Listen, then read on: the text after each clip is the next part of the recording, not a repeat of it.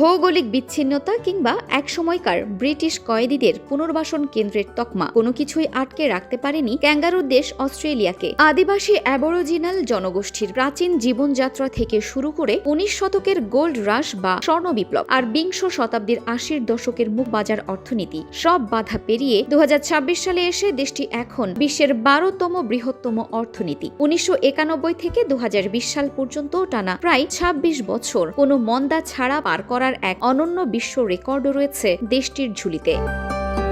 ঐতিহাসিকভাবে খনিজ ও কৃষির ওপর নির্ভরশীল হয়েও বর্তমান অস্ট্রেলিয়া এক বৈচিত্র্যময় অর্থনীতির দেশ। লৌহ আকরিক, কয়লা ও এলএনজি রপ্তানির পাশাপাশি উচ্চশিক্ষা এবং পর্যটন খাত দেশটির আয়ের অন্যতম প্রধান উৎস। বর্তমানে পূর্ব ও দক্ষিণ পূর্ব এশিয়া, বিশেষ করে চীন, মার্কিন যুক্তরাষ্ট্র, জাপান ও দক্ষিণ কোরিয়ার সাথে রয়েছে দেশটির বিলিয়ন ডলারের বাণিজ্য চুক্তি। একই সাথে কৃত্রিম বুদ্ধিমত্তা বা এআই এবং ডিজিটাল ডাটা সেন্টারে রেকর্ড পরিমাণ বিনিয়োগ করে দেশটি এখন প্রযুক্তিমুখী অর্থনীতির দিকে ধাবিত হচ্ছে।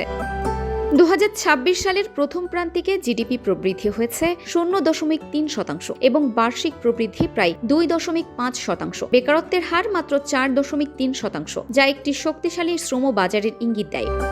এটি নিয়ন্ত্রণে কেন্দ্রীয় ব্যাংক আরবিএ সুদের হার বাড়িয়ে 4.7% এর দিকে নিয়ে যাচ্ছে। বর্তমানে অস্ট্রেলিয়ার অভ্যন্তরীণ বাজারের সবচেয়ে বড় সংকট আবাসন। অভিবাসী বৃদ্ধির তুলনায় আবাসন সরবরাহ কম থাকায় বাড়ি ভাড়া ও দাম আকাশচুম্বী। পরিস্থিতি নিয়ন্ত্রণে সরকার ক্যাপিটাল গেইন ট্যাক্স এবং নেগেটিভ গিয়ারিং এর মতো নীতিগত সংস্কারের পরিকল্পনা করছে। সাম্প্রতিক সাইক্লোন কোজির মতো প্রাকৃতিক দুর্যোগ এবং বৈশ্বিক ভূ রাজনীতির ধকল সামলেও অস্ট্রেলিয়ার অর্থনীতি এখন গ্রিন এনার্জি বা সবুজ জ্বালানির দিকে ঝুঁকছে। উন্নত জীবনযাত্রার মান এবং শক্তিশালী ব্যাংকিং খাতের কল্যাণে 2026 সালেও বৈশ্বিক বিনিয়োগকারীদের জন্য অন্যতম নিরাপদ স্বর্গ হিসেবে নিজের অবস্থান ধরে রেখেছে ওশেনিয়ার এই পরাশক্তি।